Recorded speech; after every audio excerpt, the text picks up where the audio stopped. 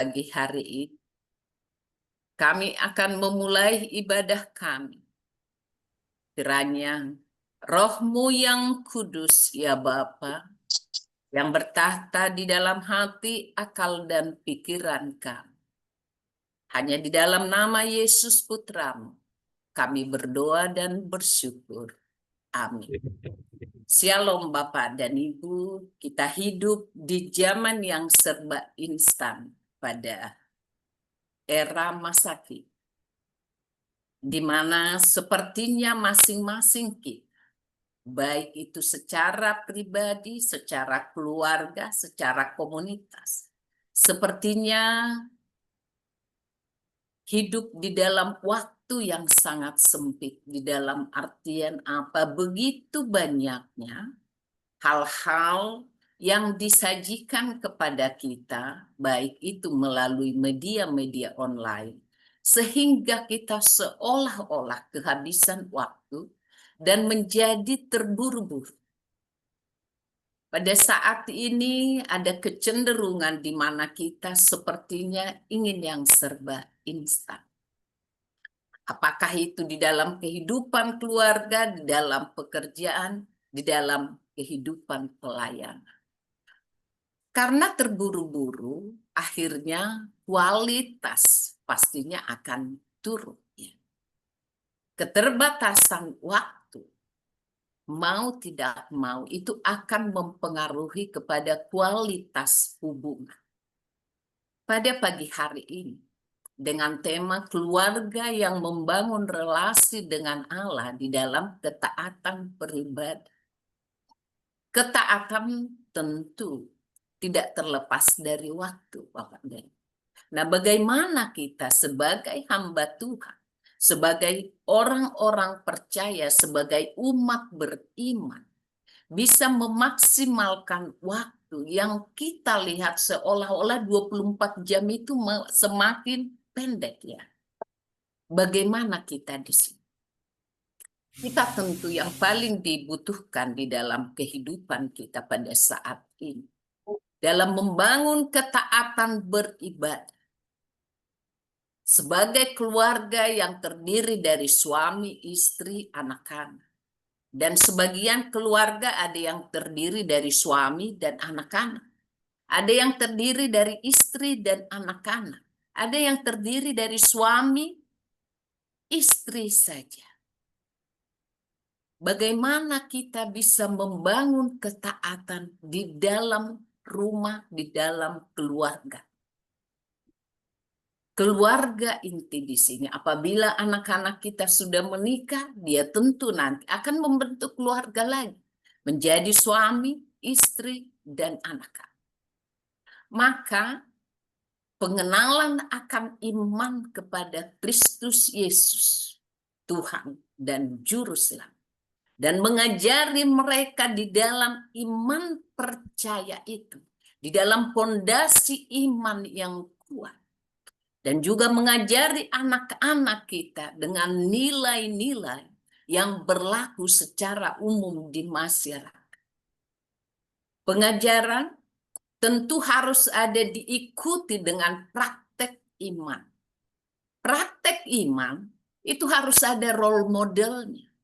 Role modelnya sehingga ada yang dicontoh. Pada kesempatan di pagi hari ini, kita akan melihat bagaimana role model Simon dari Kirene dan orang tua dan nenek dari Timotius. Sehingga akhirnya anak-anaknya hidup di dalam warisan iman. Iman yang diturunkan lewat pengajaran, lewat role model. Inilah sebenarnya warisan kita sebagai orang tua, sebagai hamba Tuhan. Ada legacy. Karena diajar, diberikan contoh, dan yakin dan percaya, pasti ada legacy. Dalam ibadah yang sejati, kebiasaan inilah yang menjadi ketaatan. Kita bisa bayangkan bagaimana seorang Simon dari Kirene, dia datang dengan dalam ketaatannya untuk merayakan Happy Passover. Dia datang ke Yerusalem. Simon Kirene, tentu pada saat itu Kirene itu berasal di sekitar Libya pada era modern saat ini. Tiba-tiba dia melihat kerumunan, melihat keramaian. Pada saat melihat kerumunan keramaian, tiba-tiba dia dipaksa oleh pasukan Romawi. Saya akan membacakan ayat kitab sucinya buat kita semua. Pada waktu itu lewat seorang yang bernama Simon orang Kirene, ayah Alexander dan Rufus, yang baru datang dari luar kota, dan orang itu mereka paksa untuk memikul salib Yesus. Tertulis di Injil Markus pasal 15 ayat 21. Kemudian Paulus juga menuliskan di dalam Roma 16 ayat 13. Salam kepada Rufus, orang pilihan dalam Tuhan, dan salam kepada ibunya yang bagiku adalah juga ibu.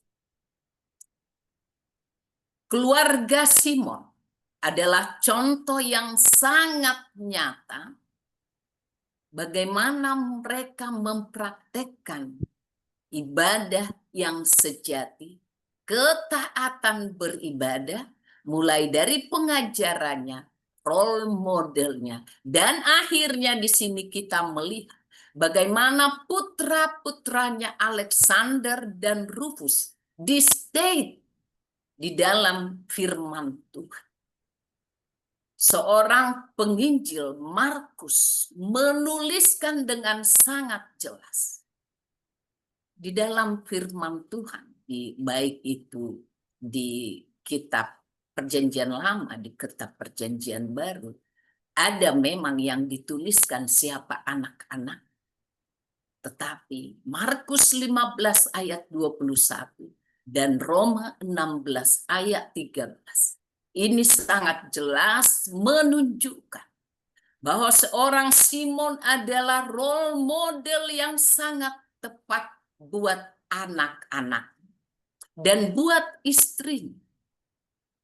Sehingga nama putranya disebut baik itu di kitab Markus, baik itu di kitab Roma. Bahkan istrinya disebut sebagai ibu juga bagi Rasul Paulus. Keluarga yang hidup di dalam ketaatan beribadah. Kelihatan di dalam warisan iman. Kita bisa saja mengatakan bahwa saya hidup di dalam ketaatan beribadah bersama suami, bersama istri dan anak-anak. Tetapi pada saat kita meninggalkan dunia ini, atau pada saat kita tidak muncul di tempat itu, apakah orang lain akan berkata, putra-putrinya, dengan menyebut nama mereka, dan mereka memuji kehidupan sebagai orang-orang pilihan, Rufus sebagai orang pilihan, karena mereka hidup di dalam jemaat mula-mula dengan menunjukkan ketaatan-ketaatan mereka sebagai orang beriman, sebagai orang percaya. Iman dari orang tuanya Simon Kirene yang dengan setia, dengan kemauan, ya bisa saja dia menolak pada saat diminta untuk memanggul salib Yesus. Dia bisa berkata, saya datang ke sini untuk persiapan perayaan Hari Raya Paskah. Saya bukan untuk memanggul salib. Saya tidak mempersiapkan diri saya untuk memanggul salib itu. Tetapi apa yang dilakukan oleh Simon yang adalah Yahudi diaspora di Libya, dia datang, dia bersedia memberikan tubuhnya untuk memanggul salib itu. Terkadang kita di dalam hidup kita memanggil, Tuhan memanggil kita di tengah jalan. Seperti Simon dipanggil di tengah jalan. Seperti Simon dipanggil untuk satu rencana yang dia tidak rencanakan. Maka kita mungkin akan bertanya-tanya, saya sudah berdoa kepadamu Tuhan seperti Simon. Datang dia ke Yerusalem untuk merayakan hari raya Paskah. Dia berdoa untuk dimampukan oleh Sang Bapa melewati semua tantangan. Bayangkan dari Libya dengan segala permasalahan transportasi pada saat itu. Tetapi itulah rencana Allah. Rencana manusia bukanlah rencana Allah. Tetapi kita sebagai orang percaya dimampukan untuk bisa melihat, memahami bahwa rencana itu adalah datangnya dari Tuhan sendiri. Maka Tuhan mengubahkan hatinya. Tuhan memberikan fisik, memampukan fisik dari seorang Simon untuk memanggul salib itu. Dia tidak hanya sekedar memanggul salib itu, tetapi dia berjalan bersama Kristus. Sungguh indah tentu. Sehingga pada masa di awal gereja mula-mula, ini menginspirasi banyak orang. Baik itu murid-murid yang 70, baik itu yang 500, yang 3000. Menginspirasi. Dan inilah yang akhirnya membuat para rasul menuliskan anak-anaknya, melihat iman seorang Simon orang tuanya yang menjadi role model di dalam praktek iman yang diajarkan. Iman yang diajarkan oleh Simon sebagai role model di dalam keluarga Simon dari Kirene dipraktekkan lewat kesediaan dan ketulusan Simon untuk memanggul salib sampai ke Bukit Golgata dan berjalan bersama Kristus Tuhan kita. Mungkin di dalam perjalanan itu Simon juga menyampaikan bagaimana pengalaman hidupnya berjalan bersama keyakinan yang sungguh-sungguh kepada Bapa Pencipta langit dan bumi. Pastilah mereka melakukan interaksi komunikasi yang luar biasa pada saat itu. Dan sampailah mereka di tempat tujuan.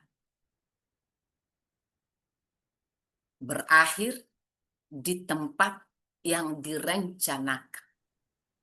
Di Bukit Golgota. Ini bukan suatu peristiwa yang kebetulan. Dan ini adalah rencana Tuhan buat seorang Simon Kirene yang memang di sepanjang kehidupannya benar-benar taat beribadah, mengajari anak-anaknya dan mengajari istrinya. Tentu adalah hal yang luar biasa juga jika sampai istri itu juga disebut ibu oleh seorang rasul besar Paulus. Ibadah sejati yang diwujudkan dalam tindakan nyata dan ditunjukkan di dalam ketaatan pengorbanan. Harusnya inilah yang dilakukan oleh semua umat Tuhan pada masa kini. Simon dari Kirene menginspirasi banyak orang menjadi contoh teladan dan ketaatan di dalam keluarga, di tengah tantangan hidup pada era masa kini, di mana kita sepertinya kehilangan waktu. Tetapi mari kita ingat bagaimana seorang Simon Kirene memberikan dampak positif, memberikan waktunya untuk berjalan dan memanggul salib Kristus. Keteladanan dalam keluarga ini menjadi satu cara yang paling utama di samping pengajaran yang kita lakukan buat anak-anak, buat suami, buat istri, dan siapapun yang bersama-sama dengan kita tinggal di dalam rumah kita. Lead by example. Apa yang kita perkatakan, walk the talk ya, dan kemudian kita lakukan, dan itulah yang akan dicontoh oleh orang lain. Sehingga legacy kita, sebagaimana legacy dari Simon, dituliskan di dalam kitab Markus dan di dalam kitab Roma. Ketaatan Simon dalam memikul salibnya menunjukkan bahwa penderitaan seringkali menguatkan relasi kita dengan Allah. Seandainya Simon tidak bersedia memikul salib, maka dia tidak akan memiliki waktu yang sangat indah berjalan bersama Yesus sampai ke Bukit Golgota. Dan seandainya Simon dari Kirene tidak mau datang untuk merayakan hari raya Passover, maka tidak akan pernah dia melihat keramaian di Yerusalem pada masa itu, dan dia tidak akan disuruh oleh pasukan Romawi untuk memanggul, untuk memikul salib Kristus, dan dia akan kehilangan momen berjalan dan berinteraksi bersama Sang Kristus. Di sepanjang zaman nama Simon akan selalu diingat, dan inilah yang akan selalu kita ingatkan buat anak-anak, buat keluarga kita. Di dalam waktu yang sangat berharga, dengan semua perencanaan yang sangat baik yang kita sudah lakukan, di dalam doa-doa dan iman percaya kita, ternyata Tuhan melakukan intervensi di dalam semua rencana kita itu. Baiklah kita seperti Simon dan membiarkan diri kita diintervensi oleh Tuhan untuk rencananya sendiri. Biarlah kita menyelaraskan rencana kita dengan rencana Tuhan. Dan pasti adalah rencana terbaik yang daripada Tuhan. Sebagaimana Simon mengalami. Ketaatan Simon memberi teladan bagi keluarganya, menginspirasi para pengikut Kristus di dalam gereja mula-mula. Dan anak-anak Simon, Rufus, Alexander tumbuh menjadi murid yang setia yang meneruskan ajaran yang diajarkan oleh ayah mereka. Istrinya Simon dianggap sebagai ibu oleh Rasul Paulus. Rasul yang menulis 13 kitab. Bayangkan, harus menulis Rufus dan Alexander.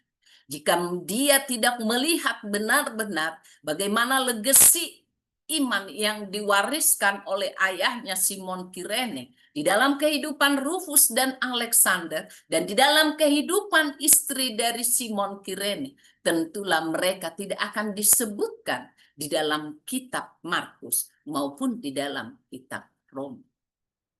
Keluarga Simon menunjukkan kasih yang nyata melalui tindakan pelayanannya dan melalui pengorbanan yang sungguh-sungguh. Baik itu melalui pengorbanan waktu, pengorbanan fisik tubuhnya, memikul salib dan berjalan bersama Sang Kristus. Di sini kelihatan adalah dominasi ayah. Terkadang di dalam hidup keluarga, ada yang ayahnya lebih dominan untuk memikul semua salib Kristus. Untuk membawa anak-anak melalui pengajaran dan melalui role model dari seorang ayah. Tetapi terkadang tidak selalu ayah yang dominan. Tindakan nyata kasih sayang kerjasama ini bisa dilakukan oleh siapapun. yang harusnya terpanggil untuk menjadi role model dan pengajar-pengajar di dalam rumah tangga. Kalau Simon Kirene, ayah yang lebih dominan, Simon Kirene yang lebih dominan, tetapi di dalam kehidupan Timotius kita akan melihat bahwa yang dominan di sini adalah ibu, adalah istri dan neneknya. Paulus datang juga ke Derbe dan ke Listra. Di situ ada seorang murid bernama Timotius. Ibunya adalah seorang Yahudi dan telah menjadi orang percaya, sedangkan ayahnya seorang Yunani. Tertulis di Kisah Para Rasul 16 ayat 1. Dan kemudian tertulis juga di dalam 2 Timotius 1 ayat 5. Sebab aku teringat akan imanmu yang tulus ikhlas, yaitu iman yang pertama-tama hidup di dalam nenekmu Lois dan di dalam ibumu Eunike, dan yang aku yakin hidup juga di dalam dirimu. Di dalam 2 Timotius 1 ayat 5. Siapakah Timotius dan keluarga? Timotius adalah seorang pelayan muda yang luar biasa, yang dikenal sebagai anak rohani dari Rasul Paulus. Itu tertulis di dalam 1 Timotius 1 ayat. Namun sebelum menjadi pelayan yang besar, Timotius dibentuk oleh keluarga yang takut, yang taat kepada Tuhan. Itulah sebabnya Paulus menuliskan Kisah Para Rasul 16 ayat 1. Dituliskan oleh Lukas ya. Dan ini tentu karena Paulus bersama-sama dengan Lukas datang ke Derbe dan ke Listra. Dan ini dituliskan, diingatkan oleh Paulus. Kenapa sampai dia ditulis di Kisah Para Rasul? Dari kehidupannya lah. Dari contoh hidup yang mereka pertunjukkan lah. Dari perbuatan-perbuatan mereka lah. Sehingga kelihatan bahwa Timotius benar-benar diajar, benar-benar memiliki role model, dan seorang Paulus yakin bahwa iman dari neneknya dan iman dari ibunya lah yang hidup di dalam diri Timotius yang masih sangat muda itu. Dari ayat ini kita belajar bahwa iman Timotius adalah warisan rohani dari keluarga. Neneknya Louis dan ibunya Eunike menanamkan firman Tuhan sejak kecil hingga akhirnya Timotius bertumbuh menjadi pelayan yang penuh kasih, setia dan berintegritas. Walaupun Timotius berasal dari keluarga campuran, ayahnya seorang Yunan dan bukan Yahudi. Artinya apa? Keluarga Timotius tidak sempurna secara rohani. Ya, ini tidak ada dibuat bahwa ayahnya seorang Yunani yang sudah menjadi orang percaya, yang sudah menjadi pengikut Kristus. Tetapi ibunya dituliskan. Artinya ayahnya adalah non-believers. Tetapi dominasi ibu dan neneknya membimbing seorang Timotius kecil menjadi pelayan yang berintegritas.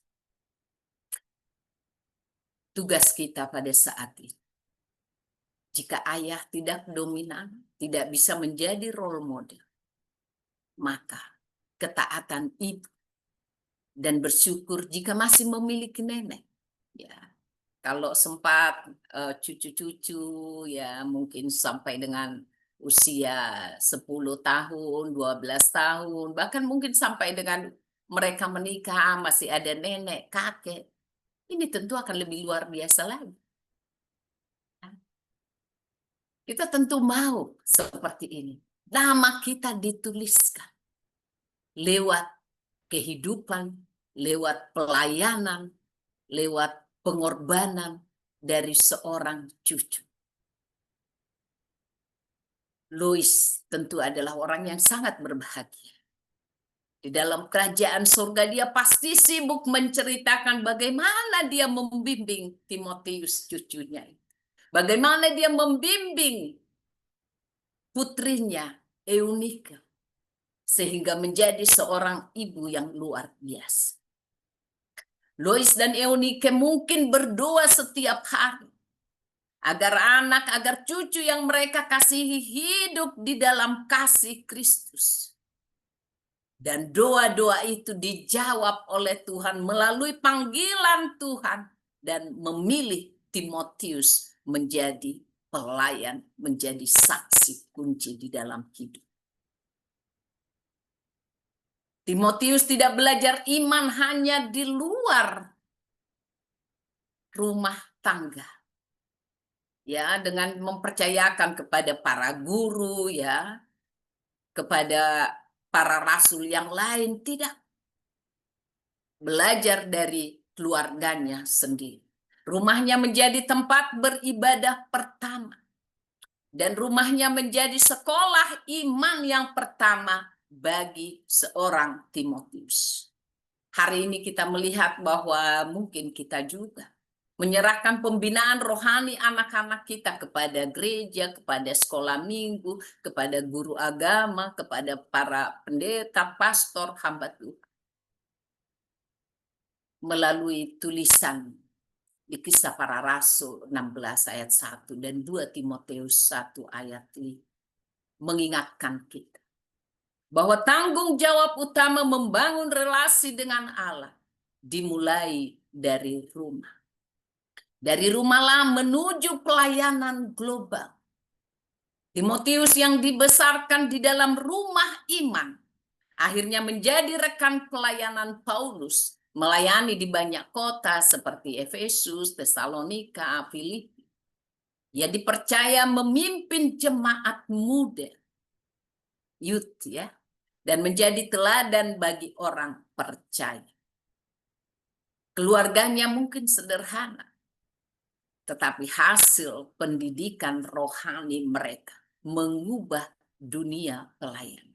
Melihat bahwa anak muda pun dipanggil Tuhan untuk menjadi pelayan. Itulah kekuatan keluarga yang beribadah di dalam ketaatan kepada Tuhan. Dari dua kisah, Simon dari Kirene dan juga kisah dari Timotius, kita melihat bahwa ketaatan dalam keluarga menjadi fondasi utama untuk membangun relasi yang kuat dengan Allah. Dan inilah yang menumbuhkan kasih yang berkelimpahan, kasih yang selalu mengalir antara sesama anggota keluarga. Dan kasih ini tentu akan menjadi warisan. Wariskan iman karena kelihatan dari gaya hidup kita dan kelihatan dari kasih sayang kita. Dan inilah yang jadi tanggung jawab utama kepada semua orang tua. Warisan, legacy, iman kepada anak-anak. Keluarga yang taat kepada Tuhan akan meninggalkan warisan iman yang kuat kepada next generation. Role model orang tua, keteladanan orang tua mempengaruhi anak-anak dan menciptakan hubungan yang erat dengan Allah. Perkataan baik, tetapi perbuatan menjadi role model itu jauh lebih baik. Seandainya Simon Kirene, seandainya Lois dan Eunike tidak taat di dalam beribadah, mereka tentu tidak akan dituliskan di dalam kitab suci. Ibadah dimulai dari hati yang taat. Simon tidak berencana memikul salib, tetapi ia taat pada kesempatan yang Tuhan berikan. Lois dan Eunike tidak punya banyak kekuasaan. Sebagaimana ibu-ibu pada masa itu adalah menjadi second class. Dan pada saat ini juga cenderung dipersepsikan bahwa para kaum bapak itu cenderung lebih kuat, lebih berkuasa. Tetapi seorang nenek, seorang ibu, mereka mampu mendidik Timotius. Simon menjadi teladan bagi Alexander dan Rufus dan juga kepada istri. Dan tiga-tiganya menjadi contoh iman pada saat di gereja mula-mula. Lois menjadi teladan bagi Eunike dan Timotius.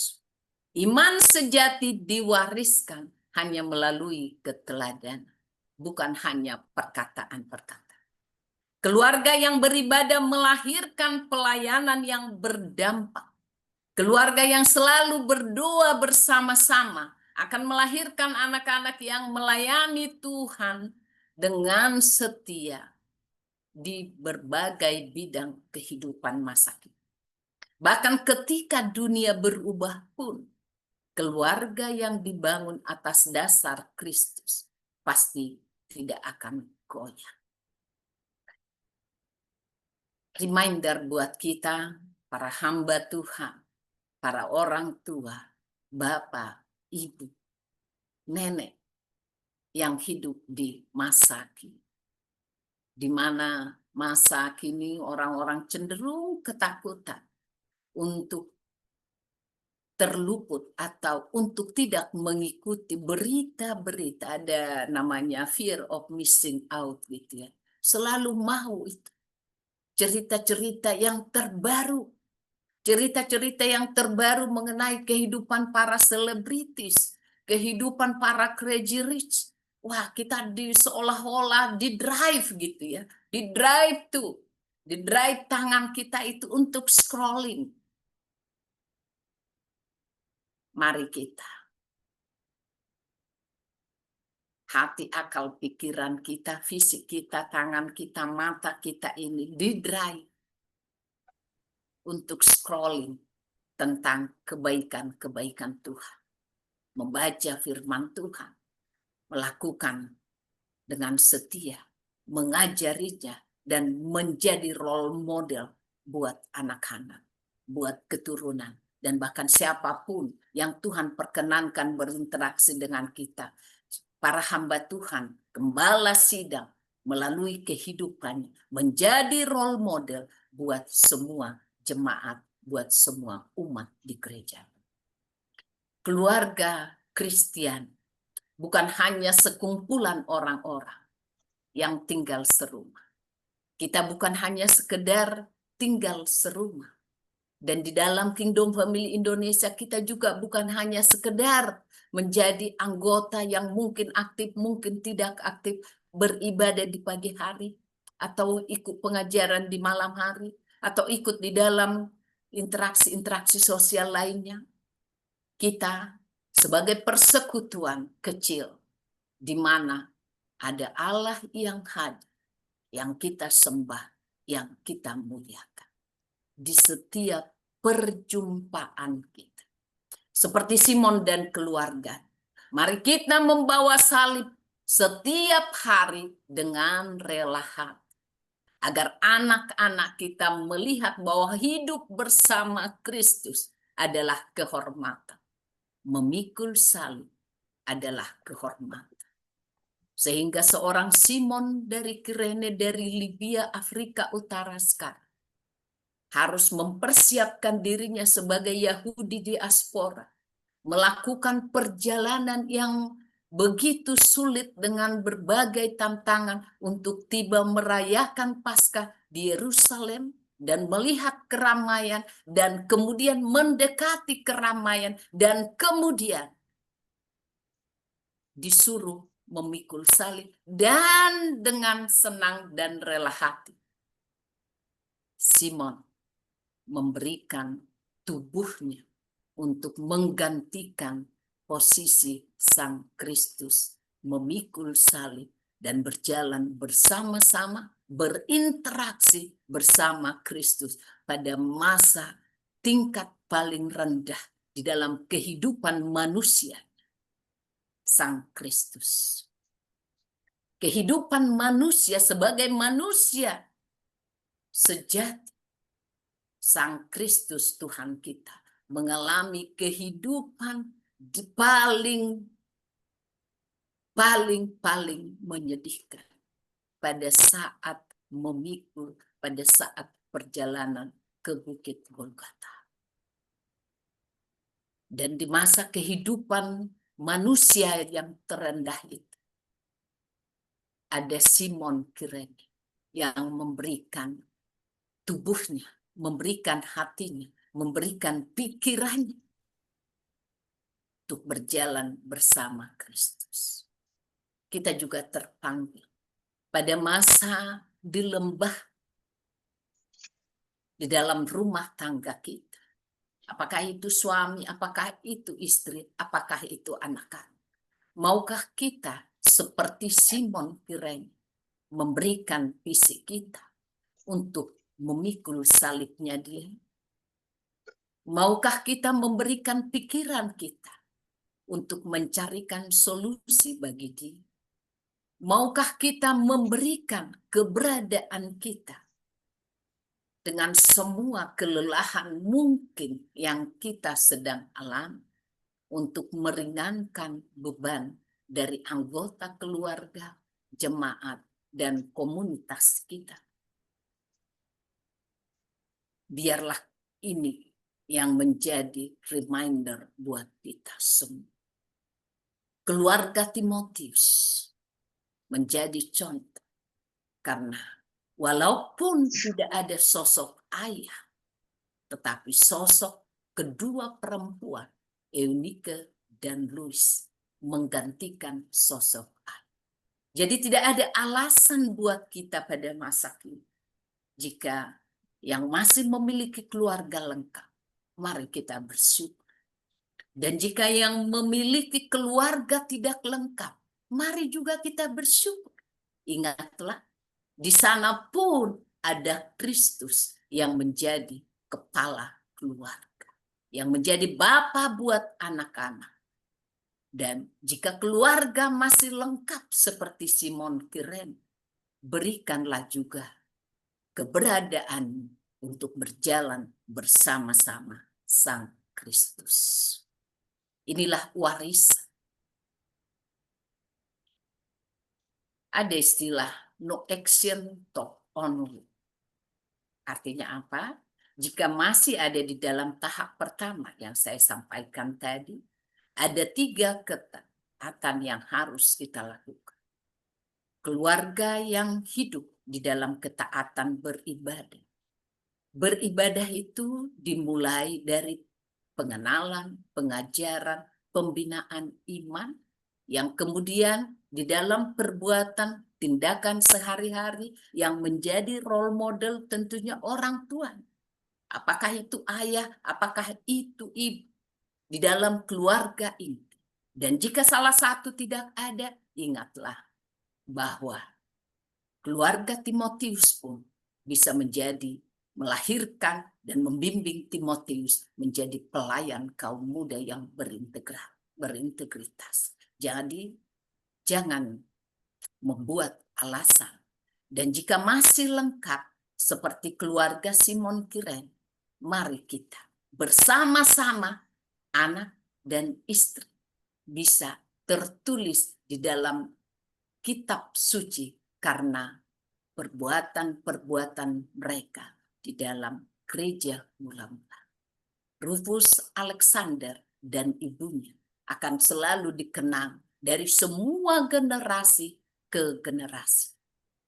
Eunike dan Lois akan selalu dikenang dari semua generasi ke generasi. Akan selalu menginspirasi kehidupan para pengikut Kristus. Biarlah contoh dari kedua keluarga ini senantiasa menjadi contoh yang hidup buat kita yang hidup di masa kini. Kiranya Tuhan mengajar kita hidup di dalam ketaatan dan kesetiaan.